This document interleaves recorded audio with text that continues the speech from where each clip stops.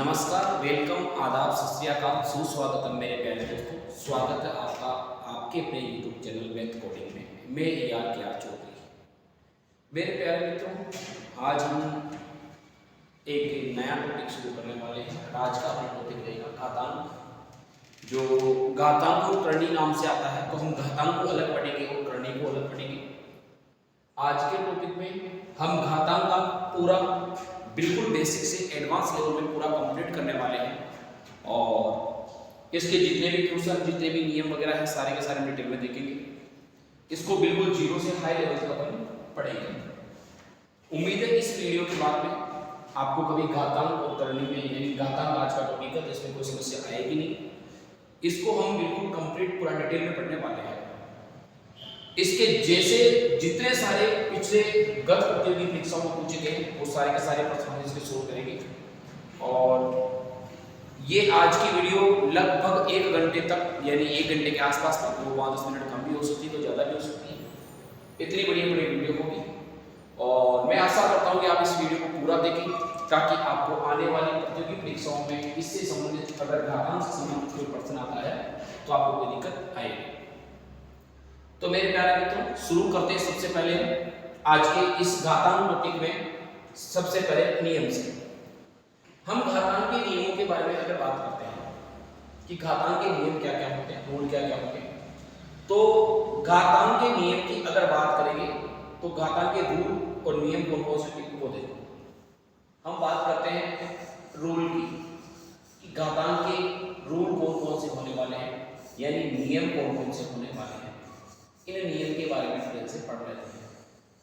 घातांक के अगर नियम हमारे को अच्छी तरीके से याद है तो इसके प्रश्न निकालना बिल्कुल आसान होता है। बिल्कुल इजी क्वेश्चन आते हैं इसके। और अगर क्वेश्चन के सोल्व करना है तो हमारे पास में घातांक के पूरे जो नियम है वो अपने माइंड में होने चाहिए। इसके नियम में सबसे पहले हम बात करते हैं नियम नंबर 1 की कि पहला नियम क्या होता है।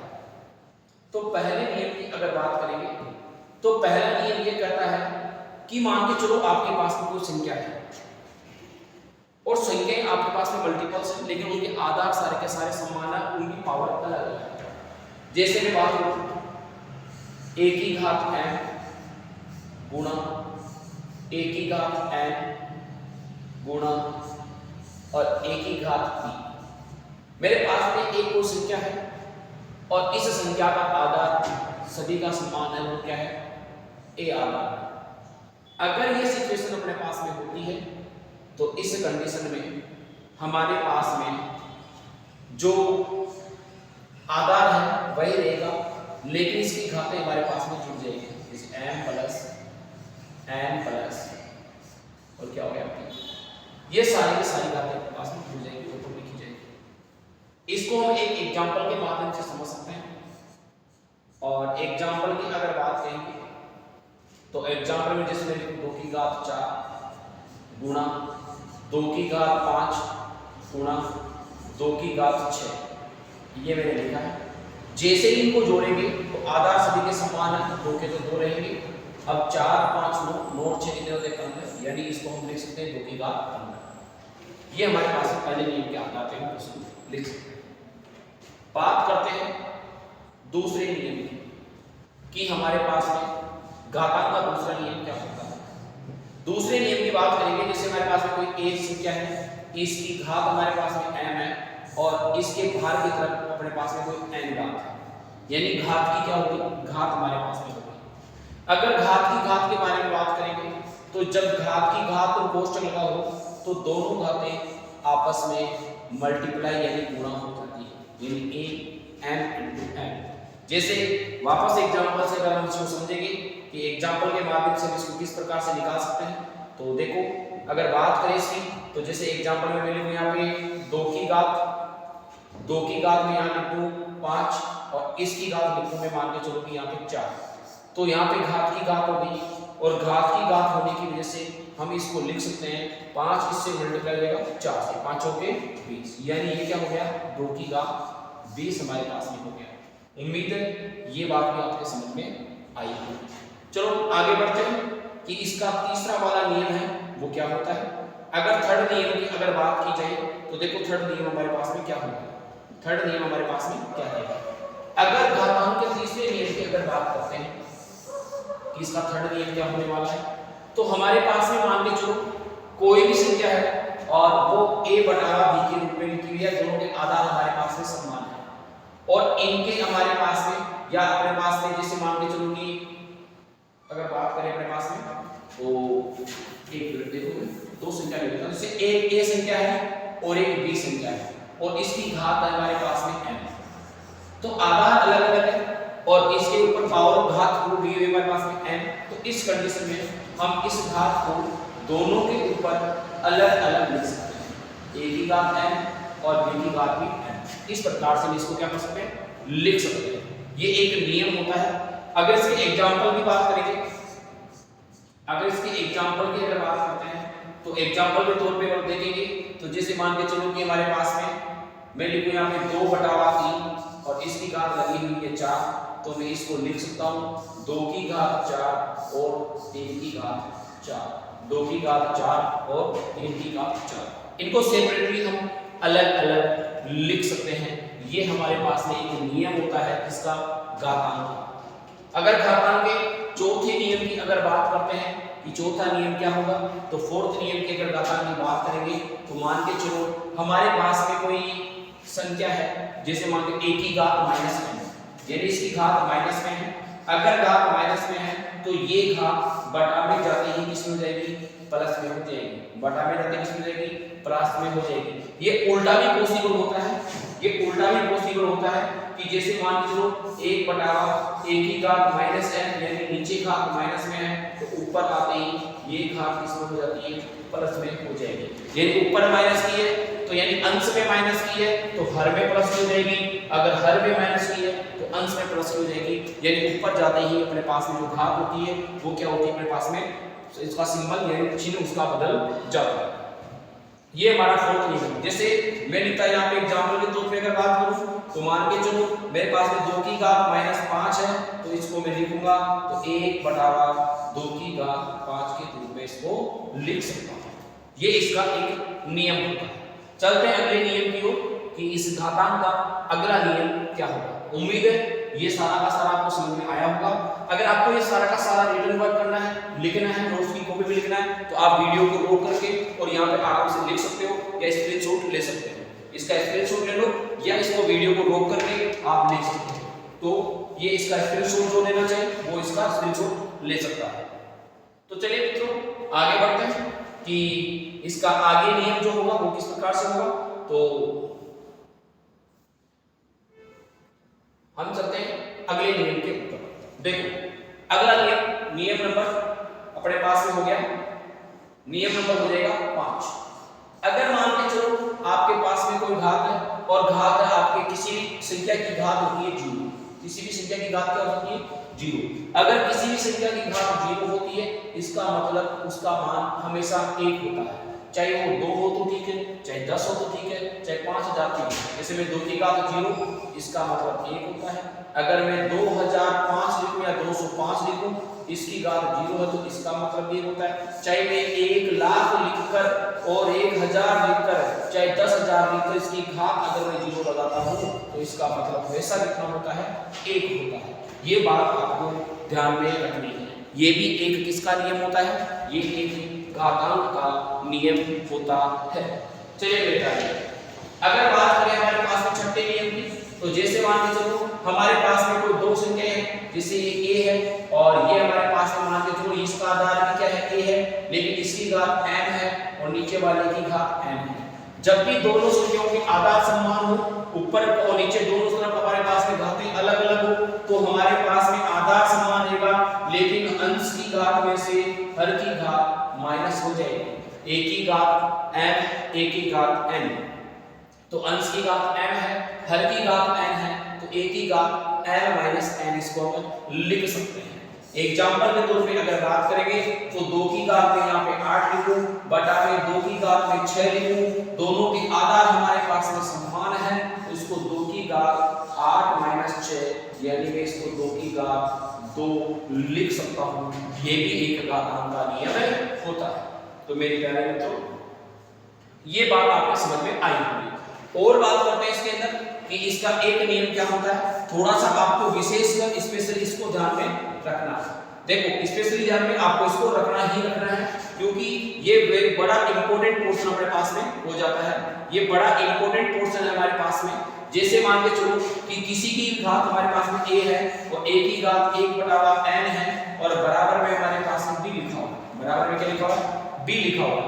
अगर ये 1/n घात है या अपने पास में मान के चलो कि इसको मैं n लिख दूं, इसको क्या लिख दूं मैं n लिख दूं, इसकी घात n है, लेकिन ये n घात जैसी बार बराबर के उस वाली संख्या के ऊपर जाएगी तो ये घात हमारे पास में उस वाली संख्या में बटा के रूप में आएगी। किसके रूप में आएगी, बटा के रूप में आएगी। अगेन दोबारा मैं इसको b की घात 1/n है, अगर इसको चाहूं तो मैं इसको n रूट ऑफ a लिख सकता हूं, n रूट ऑफ b में इसको लिख सकता हूं।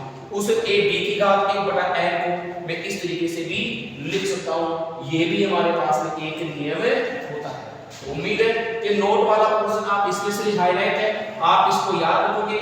ये बहुत ही इंपॉर्टेंट हमारे पास में पोर्शन होता है जो याद रखने हैं, हमारे क्वेश्चनों के बीच बीच में कहीं ना कहीं ये काम में आएगा। उम्मीद है मेरे प्यारे मित्रों, ये सारे के सारे जो नियम हमने देखे हैं, ये सारे के सारे नियम आपके समझ में आए होंगे।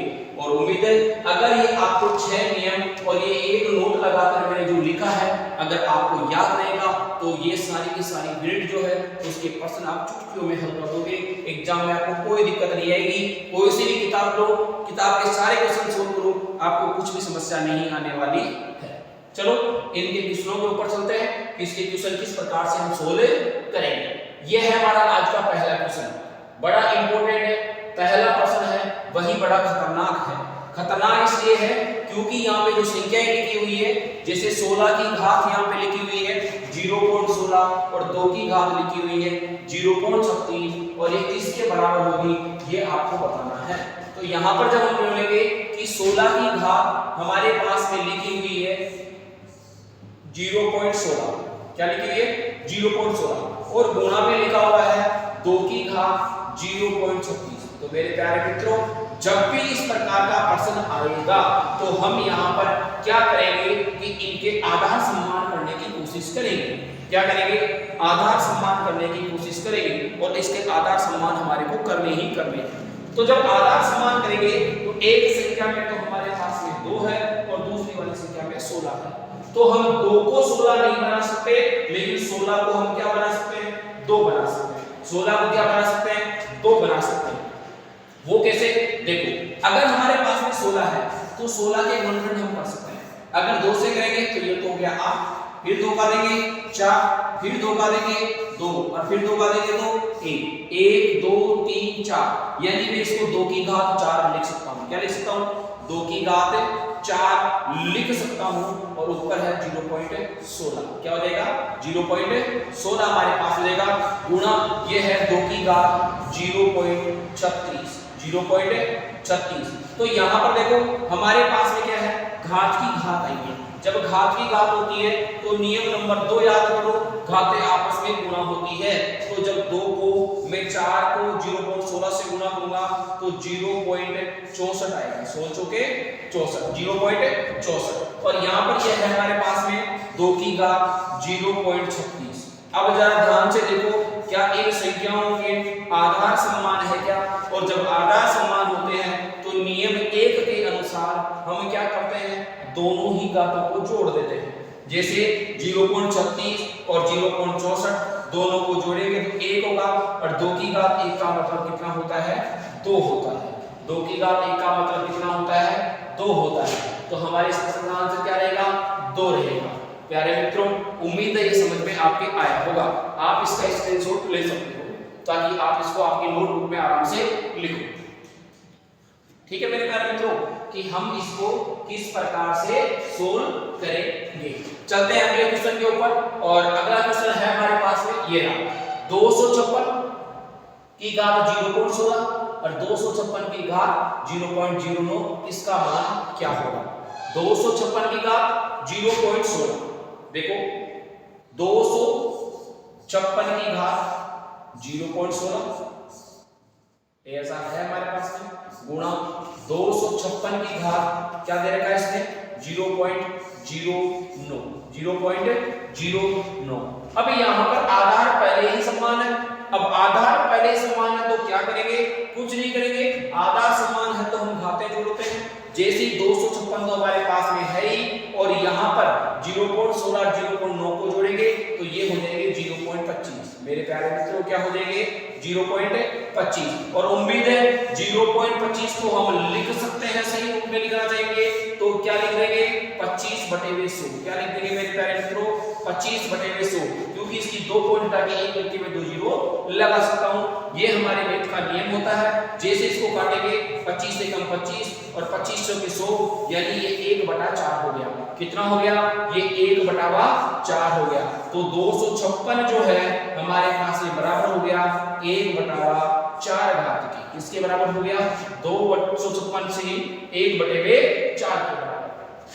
अब वापस बात आती है 256 के टुकड़े गुणनखंड करूं मैं, ताकि यहाँ पे 1/4 और कट जाए तो मैं 256 के यहाँ पे गुणनखंड करता हूँ। जैसे 256 के गुणनखंड करूंगा 2 का भाग देंगे 128 आएगा, फिर 2 का भाग देंगे 64 आएगा, फिर 2 का भाग देंगे 32 आएगा, फिर 2 का भाग देंगे 16 आएगा, फिर 2 का भाग देंगे 8 आएगा, फिर 2 का भाग देंगे 4 आएगा, फिर 2 का भाग देंगे 2 आएगा, लास्ट में 2 में देंगे तो 1 आएगा। ये हमारे पास में इसके गुणनखंड यानी वेक्टर होते हैं। इनको काउंट करते हैं 1 2 3 4 5 6 7 8, यानी मैं इसको 2 की घात क्या लिख सकता हूँ 8 लिख सकता हूँ। और यहाँ पे क्या है 1/4। नियमानुसार दोनों घातें आपस में गुणा होगी। 8 में 4 का भाग देंगे 2 आएगा। 2 की घात 2 का मतलब 4 होता है। 2 की घात 2 का मतलब 4 होता है। ऑप्शन बी हमारा इसका बिल्कुल सही आंसर है। क्या आंसर इसका, ऑप्शन है डी हमारा आंसर रहेगा। आप इसका स्क्रीनशॉट ले सकते हो। क्या लोगे इसका स्क्रीनशॉट लोगे। चलो अगले क्वेश्चन के ऊपर चलते हैं। बिल्कुल सिंपल सा है, आपको ध्यान रखना है केवल यहाँ पर हमारे को आधार समान करने होते हैं। दे दिए कोई बात नहीं, संख्या अपन घाते जोड़ लेंगे। घात जोड़ने के बाद में जो नीचे वाली संख्या उसके गुणनखंड करके देखो कि हम उसको किस रूप में लिखेंगे, वैसा लिखो और बिल्कुल शॉर्टकट में आप आंसर इसका निकाल सकते हो। उम्मीद है ये बात आपके समझ में आई होगी। चलते हैं अगले प्रश्न की ओर। ये है हमारा अगला प्रश्न। देखो मिलता जुलता प्रश्न है सही कि यहाँ पे लिखा 256 की घात 0.16, 256 की घात 0.16 और 16 की घात 0.18। इसका मान आपको बताना है।